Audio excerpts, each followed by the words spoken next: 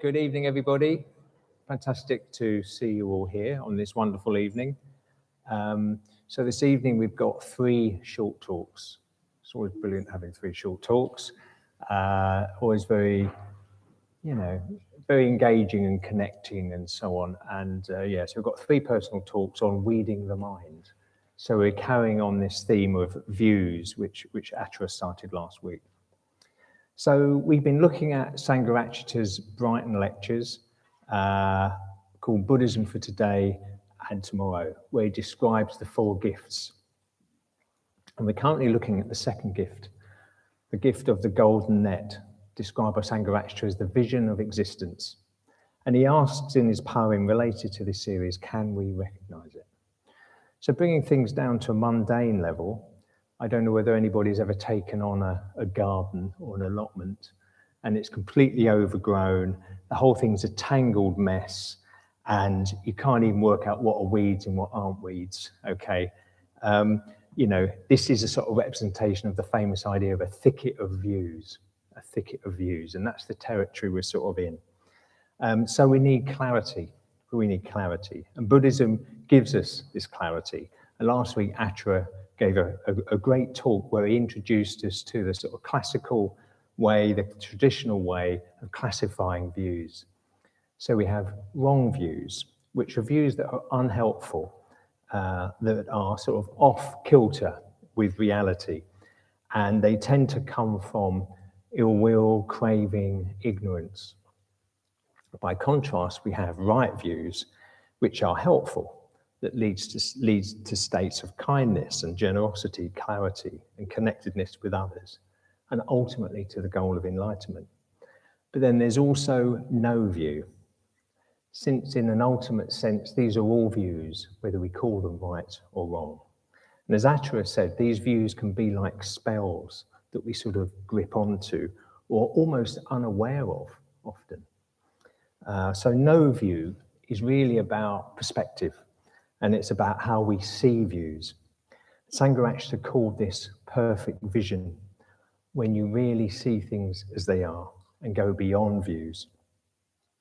So wrong views are wrong views, but actually right views can be wrong views as well sometimes if they're just held on too tightly, gripped too tightly, because right views are not righteous views. So in the sense of imposing your views on others. So, for example, being a vegan, you might think is a right view because it's consistent with the first precept, but if you hold it too tightly, it can become a wrong view. However, but having said all that,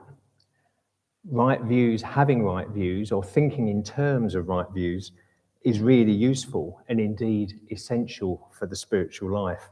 There is sometimes a classic sort of mistake made where people think that because the Buddha talked about no views, therefore views don't matter. But actually that's definitely not the case, and certainly not the Buddha's teaching.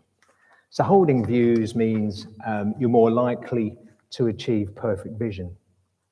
And then you'll be able to see ultimately that there are no views. And Sangha says that perfect vision is right vision developed to its fullest extent. So identifying unskillful and skillful views is a really important practice in Buddhism. And in Atra's talk, where he talked about views, he gave us a really good overview of the Dharma, really deep, sophisticated teaching on the Dharma.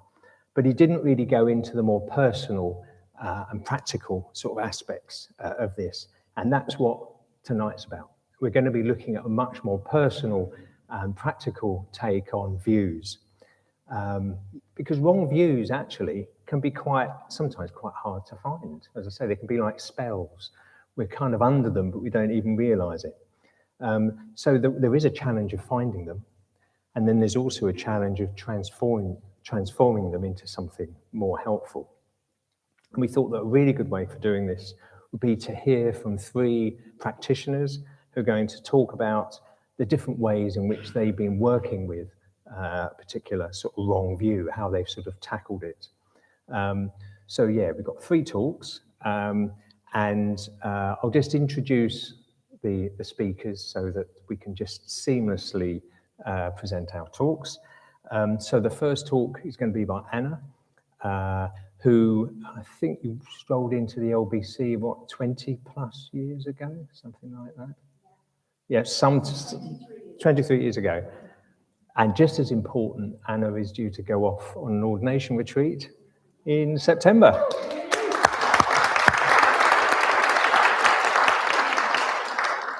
And then I'll follow, and then Anantakirti will end. And Anantakirti has been chosen as well because I know she has a big interest in views. So I'm looking forward to what you have to say. So without any further ado, I'm going to hand over to Anna, although there will be a slight moment of kerfuffle while we hand over the mic.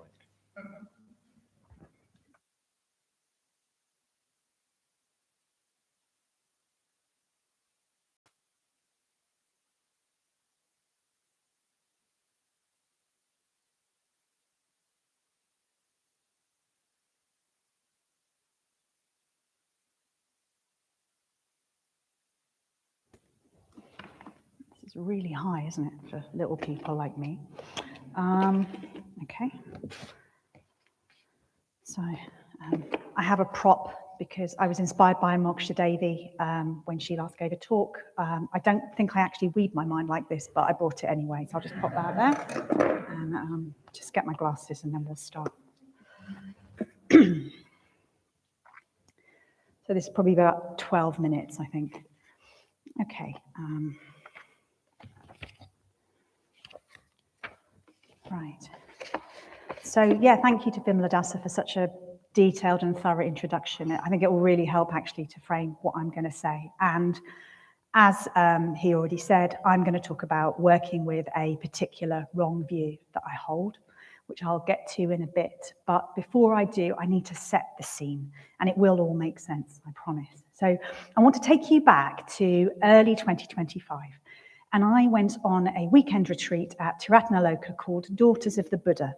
And it was a fundraiser, and it was about early women in the Buddhist tradition who went forth from their homes like the Buddha and who became enlightened. And I thought, oh, it's going to be lovely. It was, but we'll get to that. When these women became enlightened, they were attacked by Mara, who in Buddhism is a demon, who also came to the Buddha when he became enlightened and tried to pull him away from the path, tried to lead him off track. And we listened to these women's really inspiring enlightenment stories. So another way to think about Mara is possibly a demon, but also the negative thoughts or voices in our heads that undermine us. So Mara is a peddler of wrong views. And not just that, Mara knows exactly how to get under our skin. But why am I talking about Mara? Well, it will become clear. We were so fortunate, this was a gift, a challenging one, to do a workshop just after listening to those stories called What Does Mara Say to You?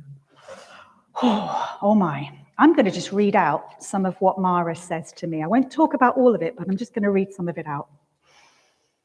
Saying no is failure. You're going to mess up again. You must have done something wrong. Oh no, it's falling apart. It's all your fault. Just keep going. You'd better sort that and that and that, or you'll fail again. And if you stop, you're also a failure. You should be ashamed, shameful. Your body is too big and too wide. You're selfish. You don't listen to other people. You're self-absorbed. And maybe they, the order, the Sangha, they won't want you. Why would they? So yeah, it was pretty strong. And I'll just be clear, I don't believe all of that. And this wasn't the first time I'd heard those things, but hearing it in that way, in retreat conditions, when you're really open, it struck me really, really hard. And I did have a couple of months afterwards where I was deeply affected, but it was such a gift because what comes next, I think, builds from that. So I'm going to focus on the key theme, which won't surprise you, it begins with an F word, failure. Yeah, you are a failure. You will fail again, but you just have to keep trying. Okay, so I think it was really good that Vimaladasa mentioned that the first step in working with wrong views is identifying them, because that is really, really hard. They are deeply hidden, and we have a sort of confirmation bias in the way we go through our lives. So we reinforce them without realizing it, and we look for the things that reinforce them. And so, and I would really advise you, when you uncover a wrong view, do spend time working out where it's come from. I'm not going to talk about that now, but sometimes they can come from really difficult places. So it might be that you need professional help with that too, whether that's sort of therapy, counselling, that sort of thing. But I've spent a long time looking at and working out the origins of mine, and that's not my focus here. But what I'm going to talk about now is how I've worked with this wrong view. Well, it's not easy to work with them. The time that we work with them is when they're not working. So when a difficult situation arises. And I got another gift of one of those about a year ago. So I was on the Sangha Night team for 3 years. I absolutely loved it. If you get the chance to do it, be on the team. It was wonderful. And I had no intention of stepping away from the team at all. And then a decision was taken to change the way things were run, so that it meant that I was no longer going to be leading discussion groups. And it was a really good reason for that, and it made perfect sense. But oh my, and it wasn't personal, it wasn't about me, but oh my, I was so upset. I was so upset. It struck me on such a deep level. And when something hits you in a really deep way that doesn't really make sense compared to what's going on, then you know that you've hit a wrong view. So I knew that I was going to need to work with this. And it's not like you go, oh yeah, that's because you've got a fear of failure and now it looks like you failed. Done, tick. No. This was going to take some time. So how did I work with this wrong view? What did I do? Well, first of all, I have to come back to faith. There has to be trust in the path. And I don't know why I'm doing this. I feel like one of those preachers on the mall, it's like, fire and brimstone. I'm going to just put this down so I stop. Sorry, I had an experience with one. There was one the other day. It was quite scary. Anyway, coming back to this, faith is a starting point. But then for me, I really like the description of the Buddhist path in terms of the threefold path. I think it's really practical. So the threefold path aligns to the three jewels. So you've got ethics, which links to the Sangha jewel. You've got meditation, which links to the Buddha jewel. And you've got wisdom, which links to the Dharma jewel. So in terms of ethics, what did I do? I was really stirred up, but I knew it was important not to spill it out in a way that caused harm to other people. So even though I might have had some difficult thoughts, I didn't communicate those in a difficult way. I didn't get angry with people. And if I had difficult thoughts, I confessed them. I have a confession practice. This is not the time to talk about that, but it is nothing like Christian confession. It's not.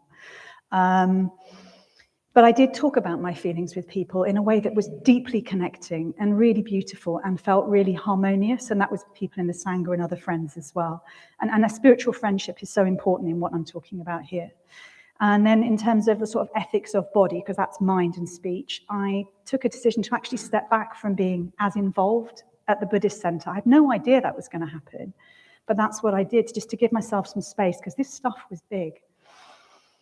Meditation. I mean, working in meditation, my mind's busy anyway, but when something's difficult, it will come to you in meditation, and it always presents on this side for me. And yeah, it was right there in my meditation, and all I could do was just try and abide with that. So bringing kindness to what was there, and just measuring, going, oh, you're really hurting. That's painful, actually. And then just coming into my body, my breath in my body. That's always the anchor for my meditation, because there's something in there. There's like a deep knowing in my body that is something more than the voices and all of that. And there were times when I succumbed to some prapancha. Of course I did. But I kept coming back, and I trusted that it would resolve. Wisdom is reflection and thinking about, well, this is impermanent, but it won't last. It will change. It will shift. And talking to friends, reflecting on that, and speaking to the untruth. And so that's what I did. And actually what I realized, I've forgotten completely, I've missed part of my talk to explain why my view was a wrong view. I think it's quite obvious.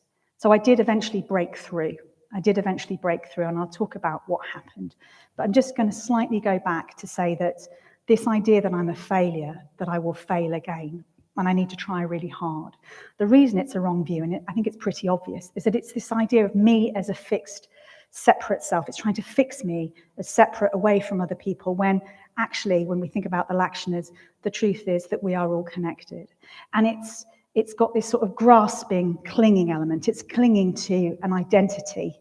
Subhuti, who's a well-known order member, says that a key challenge actually with wrong views is that this identity provides a sense of security, and it can provide temporary relief in a lot of situations, although it does lead to suffering, which is what was happening for me there. This view of, oh, you need to keep trying really hard, you're a failure, it's nihilistic. It denies the possibility of change or growth. And it creates separation between me and others. I can't work for the benefit of all beings if I'm caught up in this. And the unhelpful comparison with other people is really, really harmful as well. So it doesn't have metta, actually, around it. Okay, so I did, after a couple of months, and it wasn't fun. I mean, there was a lot, and it was painful, and I was quite upset at various times, but I kept with it, and I did break through, or something broke through this wisdom. And what that was I saw that I had been trying really, really hard to prove that I wasn't a failure, that I was a good Buddhist. And I realized, oh, I don't need to do that anymore. It's not working. And actually, people are going to have a view of me, whatever I do. And I can't control that. And I don't need to do that anymore. And so that change to how things were going to run in Sangha Night, and that decision to step back, was such a gift. It was the start of quite a lot that was already in process for me, actually. So there's something called Dharma Chanda, which is a kind of confidence in the Dharma that develops in all of us. And I think that was there in my body. That's been there all along. And that was what created the dissonance and the hurt in me as well, and all the stuff in the past. But I saw trying too hard. I'm not going to do that anymore. I don't need to prove myself anymore. And I was okay. I was good enough. So that was the learning. It's still a work in progress, and certainly the other wrong views are definitely a work in progress, and there are others, of course. But what I want to do is finish, and I'm not finishing with a poem. This is something I wrote. I don't do a lot of writing, but I did write this, apart from emails at work. That doesn't count. I did write this when I got back off the retreat, so I was really churned up, and this is what I wrote down when I got off the retreat after Mara's whisperings, and they were still bouncing around my head. So, I'm back off the retreat, and Mara's words are louder. Opened up and raw is how I feel. They come, and another, until my head spins with sad delusion. But my body knows the truth. It knows what is good and pure. This is where I must listen and abide. No, that is not true. Comparison can poison us and bring conceit in all ways. We all suffer. This is the connection, the expansion, and the dissolving of self-created edges. It starts here with compassion for myself, and then outwards. Good. Let's begin.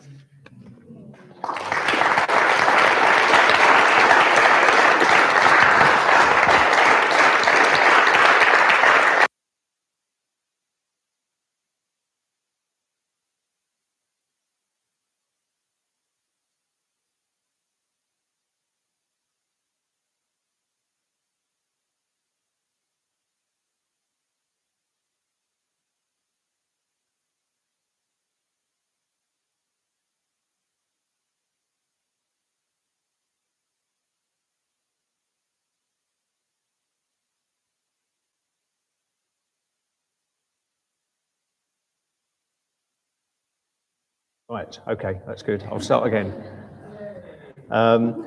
So my view is, if my light is not shining brightly, I'm useless, I have no worth. So It's not just that I want people to like me, not just that I need praise and recognition. It's something more than that, because if my light isn't shining brightly, I even maybe sense a sort of a danger. Now, to understand this, I'm going to do a bit of an origin story. I'm not saying it's right, but it's helping me to understand it. So imagine me as a child, and I was about 6 years old, and I was, in those days, we were talking the sort of late 60s, I was regarded as a bit of a dunce. I was at the back of the class. You know, they didn't have many teaching assistants in those days, so other children in the class were teaching me how to read because I had no idea. I just had no idea what was going on. I'd go home, I couldn't even pronounce my name, let alone spell it. This is infant junior school, but it was a real sort of, and I just sort of got used to this.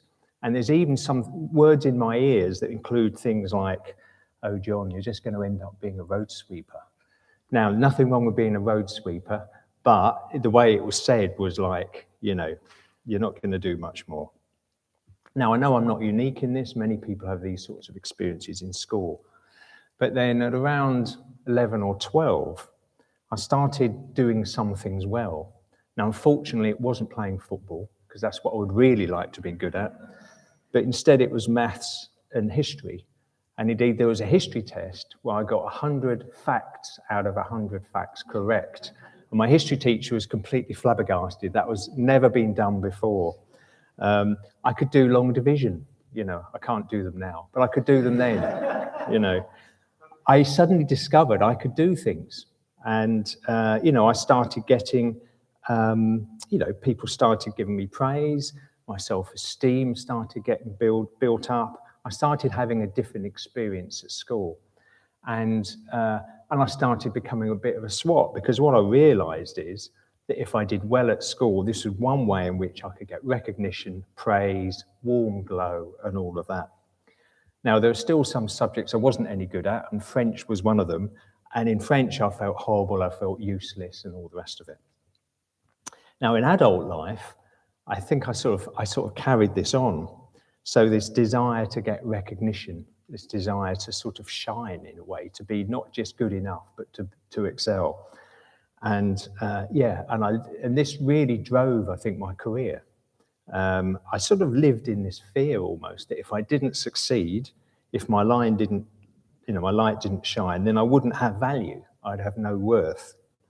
And it's sort of associated with quite a horrible sensation. You know, there is a sort of physicality to all this. So you might say, well, how did I find this? Well, there were some sort of aspects to it. So one, which Anna's already talked about, there is a sort of thing around recurring and repetitive sort of thoughts, sometimes forming a sort of a layer of sort of sub-views and thoughts. It's all a bit of a mess. So I had things like, if I saw somebody else being successful, I sort of saw that as almost like a threat.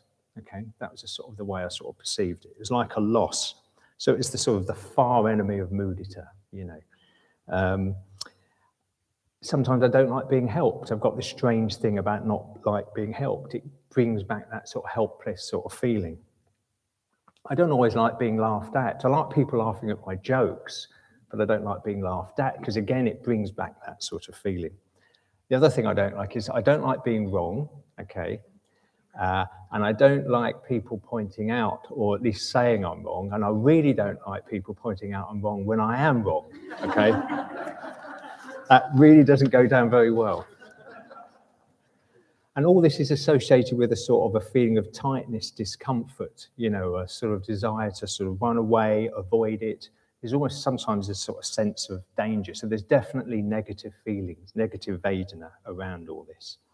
I sort of get cast back into the sort of feelings of my youth. So yeah, if I'm not a shining star, I'll feel lost. I'm like a bit of an outcast. Now, I don't want to over-dramatize this, because I think this is really common. I know I'm not unique in all this. But the next step in this is having, I think, identified something here, is what do I do about it? You know, how do I sort of weed, or at least transform this sort of unhelpful sort of view, really? So first thing, of course, meditation. And meditation is important, at least it was important for me, because it gave me a calmer, more settled mind. Because the thing about views is they can be quite hard to pin down. So a calmer, sort of more stable mind is extremely helpful. It doesn't have to be formal meditation. It's just about calming the mind to some extent and seeing thoughts as thoughts. Now, they may be very emotionally charged, but we don't have to believe them. And the real breakthrough for me actually was going on a retreat. When I was able to go that little bit deeper in meditation, I began to see these patterns more clearly in my mind, these sort of patterns that were sort of working away. And I started seeing some of these negative thoughts arising, and I began to see a sort of a pattern arising in them that helped me make some sort of sense. And the other thing you notice, which Anna's alluded to as well, is that when these things aren't going on and you're in a sort of in a bit of a space, you feel fine. Your body's fine. You're feeling okay. It's when all this stuff gets stirred up that the problem arises. But meditation is not enough. It's necessary, but not enough. It helps you notice patterns, but what you really need to do is obviously get behind them. And reflection is a part of all this. So I kept saying to myself, what's happening here? And sort of through reflection, it's not always easy to get behind things, get behind these layers of views. I kept asking questions like, how true is it? For example, if I don't give a talk as good as Anna or Anantakirti, am I in mortal danger? You know, do I need to prove myself? You know, I have to sort of realize that I won't die. Death will happen, but this talk won't be the cause of my death. Okay, no matter what happens. At least I don't think it is. But the other key thing is talking to friends. I mean, I have to say, I think that has been the most fruitful sort of avenue. So when I say friends, they need to be somebody who know you well, they care about you, and they have an understanding of essential Dharma. And for me, that's been really, really important. By essential Dharma, in the Four Noble Truths, the gap, that sort of thing. And these friends include Cindy, my wife, but it includes my older members in my chapter, includes my private preceptor and so on. And it's not necessarily that they go poking around all the time. It's more that you've got someone to share it with, to help you make sense of sort of what's going on. And what I found was that, like all wrong views, my wrong view came from this root wrong view, which is the ignorance, the start of the wheel of life. And Atra last week mentioned the 5 Yogacara types of view, that I'm separate and fixed, that it's me that fails, that it's my success or failure that matters, rather than seeing what matters is the Bodhisattva ideal, that we're practicing for the benefits of all. Because we're all in the same boat, we're trying to help each other. If I stumble along the way or feel that I've failed, which is quite normal, this doesn't matter. I'm part of something bigger, I'm part of something far more important. It's even in my name. My name is Dasa, which means servant of the Buddha, or it can be interpreted as servant of Sheffield. So, and when I see this sort of, if you like, transformed sort of view, even catch a glimpse of it, it's like a sort of a liberation. It's like a liberation from a great burden. It's almost like waking up from a bad dream. So yeah, I'm working on this. These views don't go away. You know, when anybody knows, if you've weeded a garden, you take a weed out, you throw it away, another weed pops up in its place. So, you know, it's an ongoing process with meditation, reflecting through the Dharma, most of all, help from our wonderful friends. So yeah, and this all helps develop and transform these things into right views. But I would also add at the end of all this, that all that I've said is just a view, okay? And even this, I've got to be careful not to hold on too tightly. Thank you.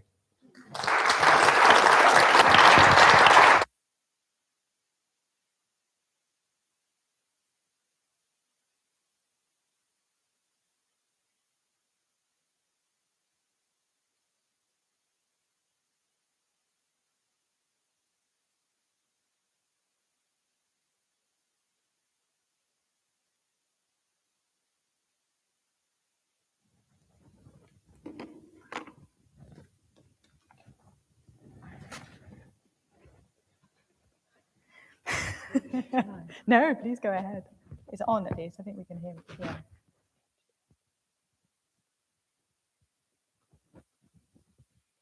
Great. Can I be heard? Yes, I see some nods. Great. Hi, everyone. It's really good to see you. I'm just going to set a timer on my watch. Great. Yeah, as people close to me know, I've really, I really found it hard to prepare for this talk, and I'm really nervous. The first version was 40 minutes. This version is shorter.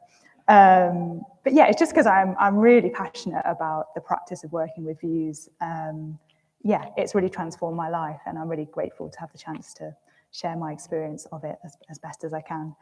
So I'm going to talk about how I view views, which is fun to say, how I know I've got a wrong view, and yeah, like Vimaladasa and Anna have done so beautifully, talk about a view particularly that I've worked on and a live example. So firstly, how I view views is, in my mind, the way I've always thought about it is, it's when I see the world through wrong views, I've got the wrong glasses on. I find that really helpful. It distorts what I see, and I'm just not seeing things clearly. I'm not seeing the truth. But like a spell, I love what Achara said about spells. I think that I'm seeing things clearly. So I often stumble and fumble around in the dark and thinking that I'm right, and often causing chaos. And for me, right view is when I can take those glasses off and I see everything as clearly, and often I thought, well, often when I see things clearly, I see the chaos that I have subsequently caused. But it really helps me to see views in this way, because it makes me feel compassion for myself and for others, to see that we're pretty much all of us wearing wrong glasses all of the time. And therefore we're always bashing into each other unintentionally and just trying to do our best. So yeah, I reflected on as well, and how do I know? How do I know when I've got a wrong view?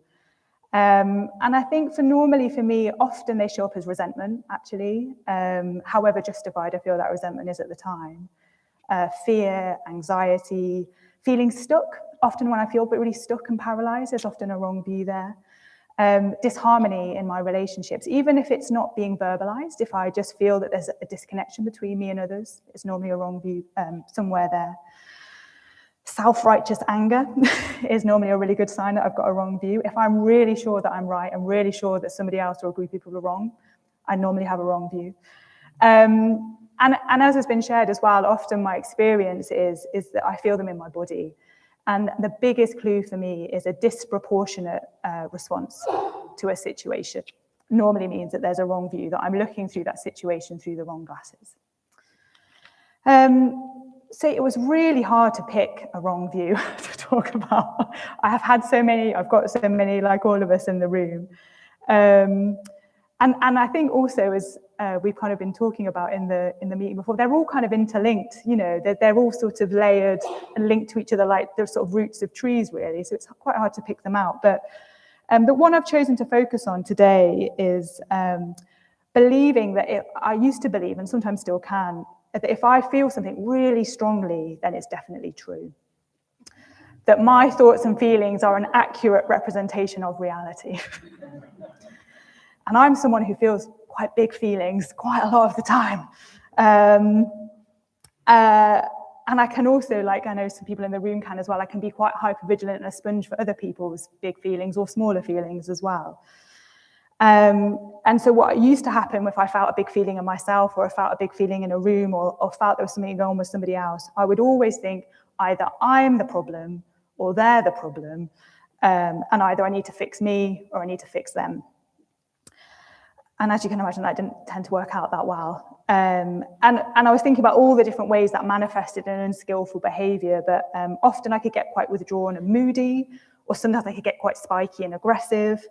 And more often than not, I would go into savior mode and just over responsibility to try and fix the situation that I felt was needed to be fixed. So not helpful, and causing myself and a lot of other people harm. So I now believe and try to live by the view that I don't have to believe everything that my mind and body tells me. And I may not be able to control every thought or feeling that arises, but I am responsible for how I relate to them. So the continual practice of transforming these views has transformed me and my life. And I think when I was thinking about how I've worked with those views, I think it is quite personal. Like, we'll all find our own ways through it. But I will share some of the things that have worked for me. And personally, when I was thinking about it, I find writing really helpful. It's not for everybody, but if I'm feeling a big thing, just writing and really trying to work out, what am I thinking and what's under that and what's actually driving me? What's the truth of what's going on? I found very helpful. As Anna mentioned, talking therapies has also really helped me. As has been mentioned as well, retreats, just that space to have quiet and meditation really helps slow down things enough to be able to see patterns. Retreats have been really helpful. Obviously meditation, as has been said, friendships. And I think the sort of friendships that Vimaladasa spoke about, where there's real trust to be candid and challenge. I'm so grateful for some of the very challenging conversations. People who loved me enough to be courageous enough to challenge me has transformed my life. As Anna mentioned, confession. Again, something that I found helpful, so I'll share it. It won't be for everybody, but one thing I found really helpful is letters back and forth to myself, because often some of those wrong views that I have are very young parts of myself or old parts of myself. So actually just trying to engage with all the different layers within me, which I find quite helpful in letters, has been quite helpful. Again, something that won't work for everybody, but for me, often when I'm in that tight kind of can't see beyond my own perspective, I just need to, especially in the moment, engage with something bigger, a bigger perspective. And especially when I first started practicing, that would be anything. So trees, I would often just think, what would a tree think about this? What would that badger think about this? What would the sky think about this? Or a wise friend, or more recently, the Buddha or Amitabha, my sadhana.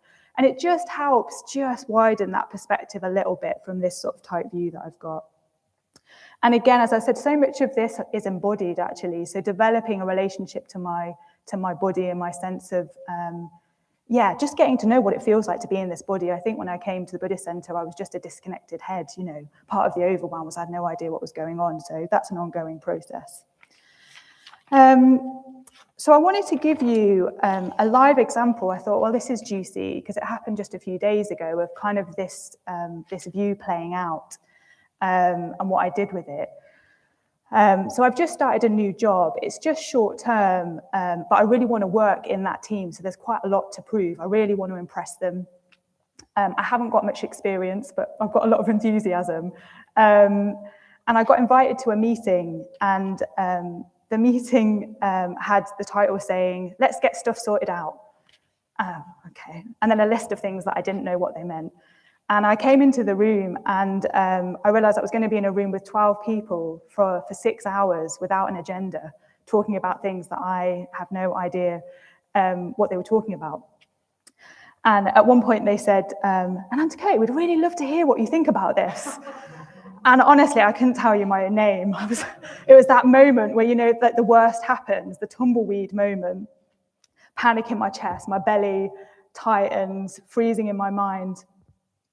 I felt really awkward, super visible, humiliated, out of my depth.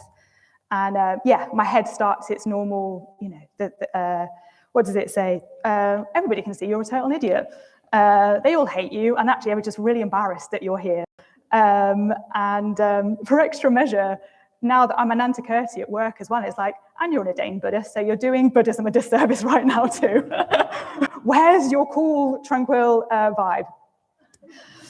So my instinct in that situation, as it always has been, would be to shut down, stay mute, don't look anybody in the eye, and just get through. But my biggest superpower in those situations, when I have these big feelings and big thoughts now, is I know them really well. I really know how my body feels. I know what my head will say to me. And I've also learned, and if I can give any gift in this talk, it's like the only response that is helpful is kindness. it's not to criticize myself more. The only place to start is kindness. So asking myself, what is the kindest thing I can do for myself in this situation? Notice my body, send myself love.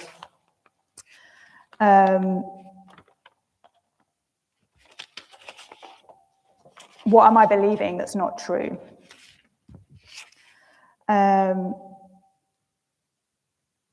So when I have those thoughts and my body has those big reactions, they still feel really true.